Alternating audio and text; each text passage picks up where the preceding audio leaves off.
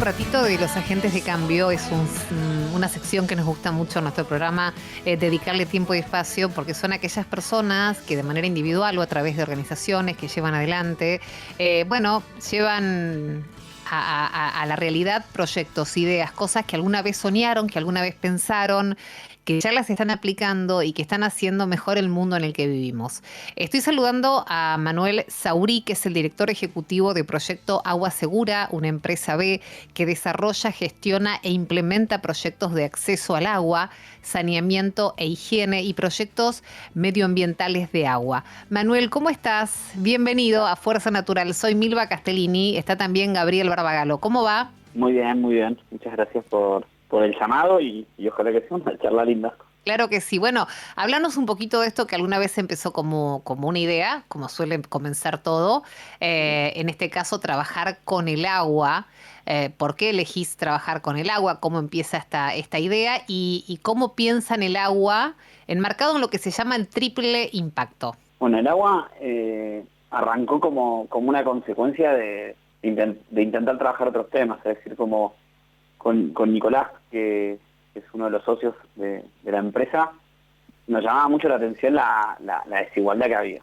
Entonces, intentamos de trabajar por, superar la pobreza, él con una visión de médico, yo con una visión más de los pies en villas y en asentamientos, y de repente, pensando qué podemos hacer, empezamos a trabajar la temática del agua como inclusión social. Entonces, lo que nos dábamos cuenta era que el agua era tiempo. Uh-huh. Enfermedades, dinero, y que en una economía familiar y vulnerada era muy importante el agua, porque si no tenés agua no vivís, y si consumís agua que está en mal estado te puedes morir o enfermar, y si te enfermas es mucho tiempo, esos medicamentos más salen en una salita, y eso es como nos empezó a llevar esto. Pero cuando empezamos a decir, pero queremos ser una empresa, queremos ayudar al planeta a generar mejores negocios, empezamos a decir, ¿por qué no nos metemos en todos los que tienen que utilizar el agua para algo? Y ahí se nos abrió el mundo a un montón de aspectos. Y hoy en día lo que estamos haciendo es decir que todos los negocios que se hagan en el planeta por lo menos tengan su gestión de agua sostenible. ¿Eso qué quiere decir? Que nadie la pase mal por el agua, que el planeta tenga el agua que tiene que tener, que se regenere, que se cuide. Entonces planteamos proyectos para que todas las empresas puedan invertir en tener una regeneración y una sostenibilidad del agua. ¿Cómo te va, Manuel? Gabriel te habla. ¿Qué tal, Gabriel? Bien, primero admiro tu poder de síntesis, como con una pregunta creo que explicaste casi todo. La verdad que te lo digo con admiración. No, vos sabés que el tema del agua es un tema que nosotros con Milva venimos tocando ya hace varios programas. Sí. Me parece que es un tema de agenda, o que debería al menos estar en agenda, con un poco más de intensidad. Cuando ustedes trabajan y arman estos proyectos, ¿cómo arman la cadena de valor? O sea, ¿cómo articulan con los distintos actores sociales?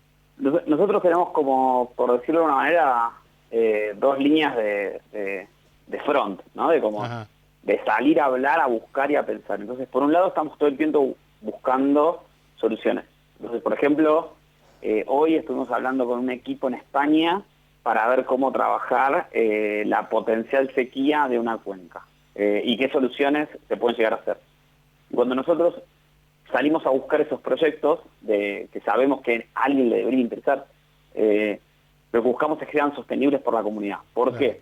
Porque si no son sostenibles por la comunidad local, ese proyecto se va a acabar en algún momento. Y hay proyectos que pueden tener una fecha de fin y otros que no. Pero, por ejemplo, el de no secar una cuenca no puede no ser sostenible por una comunidad. Y cuando hablamos de comunidades, desde las personas que viven ahí, los municipios, las empresas, o sea, es decir, hay que encontrar la variabilidad para que sea sostenible de diferentes maneras. Lo mismo cuando generamos acceso a una comunidad. Por ejemplo, nosotros estuvimos llevando mucho tiempo filtros de nanotecnología. Ajá. Que básicamente separan todo lo que es virus, parásitos y bacterias del agua. Eso hace que agua que no sea apta para consumo, sea apta para consumo sin mantenimiento. Pero solo tiene sentido si la comunidad lo usa. Si la comunidad no lo usa, no tiene ningún sentido. Entonces ahí empezamos a plantear de cómo hacer talleres para que se entienda la gestión del agua a nivel salud.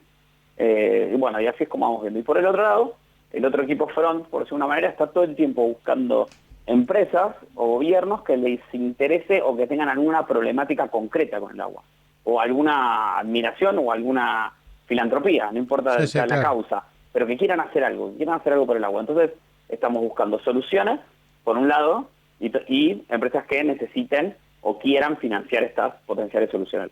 pero sobre todo Bien. que les sirva a ellos. Manuel, vamos a preguntarte, seguramente Gabriel en un ratito te va a preguntar directamente por el tema salud que recién lo mencionaste, ¿no? La Dale. vinculación del agua con la salud, pero lo que quiero antes plantearte es esto que también la ONU remarcó en el Día Mundial del Agua, hizo como una especial referencia a lo que son las aguas subterráneas. Sí. Preguntarte por qué se hace esta mención especial y en qué situación estamos en Argentina respecto de este tema. Yo me enteré hace poco en una reunión de búsqueda de proyectos que mi apellido, que es Sauri, que es buscador de agua subterránea. No, ¿en serio? En Catalán, sí. No. Bueno, y nosotros venimos trabajando ese tema hace unos años. Básicamente el agua subterránea es el agua que no se ve, pero es el que más usamos. Hoy cuando, viste, siempre te dicen, che, hacete una publicidad de agua segura, se piensa en cerrar la canilla. Sí. Y en realidad, no. Sí, hay que cerrar la canilla cuando no la usas. Pero en realidad hay que trabajar para que el agua todo el tiempo se regenere. Y eso es volver al colegio primario y acordarse del ciclo del agua. El ciclo del agua es sólido, gaseoso y líquido, y después tenés que pensar en dónde está. Pero el agua no es solamente lo que vemos, sino lo que no vemos. Entonces, este año nosotros también nos subimos a eso. Básicamente, por ejemplo, cuando vos generás cultivos de alta intensidad, generás que la tierra se compacte, es decir, se haga muy dura. Entonces el agua no puede bajar como debería bajar, entonces se escurre. Y cuando se escurre muy rápido. ¿Y qué pasa cuando se escurre muy rápido? Tenés inundaciones, por ejemplo. Claro. O el agua baja con cierto nivel de sedimentos o sales a la cuenca principal. Para hablarlo de una manera muy simple, cuando tenés el suelo muy compactado, el agua no baja y corre. Y cuando corre, no pasa lo que debería pasar en el ciclo del agua, que es que se estanque en algún lugar para que genere algo. Para que se evapore, claro. Para que se evapotranspire, o para que ahí se genere otro cultivo, o para que ahí se genere X biodiversidad. Por ejemplo, los humedales son grandes filtros de agua naturales. Eso lo venimos también trabajando hace bastante.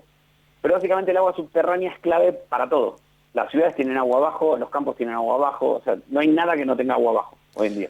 Manuel, si no la cuidamos, generan sequías para arriba. Manuel, vos me decías que tu socio, ¿no? ¿Me dijiste? Nicolás, Sí. ¿era? Sí, que era médico. Sí. Es médico, no que era médico. Es médico. Y, digamos, está claro la importancia del agua en las políticas sanitarias. La pregunta es, ¿cómo articulan? Bueno, ya te lo pregunté, las dos veces te hice casi la misma pregunta, pero en este caso, con los distintos ministerios de salud, ¿hay conciencia de esto? ¿Se está trabajando en armonía con lo, porque esto requiere de una política sanitaria más allá de una política hídrica? Mira, a nivel Ministerios de Salud o digámosle como personal técnico de salud, a nivel gubernamental, la concientización del agua es clave. De hecho, o sea, vayamos a la enfermedad más grande de los últimos tiempos, que es la pandemia. De lo primero que se habló fue de la higiene del lavado de manos, no sé si se acuerdan. Sí, claro. Después la agenda le ganó la vacuna, claramente porque tenía otro grado de defensas, ahí yo no soy técnico, obviamente. Pero siempre, en cualquier puesto de salud que vas, en cualquier lugar de Argentina, lo primero que quieren tener es agua. Después el personal, obviamente las personas para poder curar o atender, y luego lo que es la infraestructura. Pero sin agua ese puesto se va, no existe, no sirve para nada. Entonces hay una importancia muy, muy grande en ese sentido. Manuel, así como existe la huella de carbono, también está la huella hídrica, ¿no? Así se llama.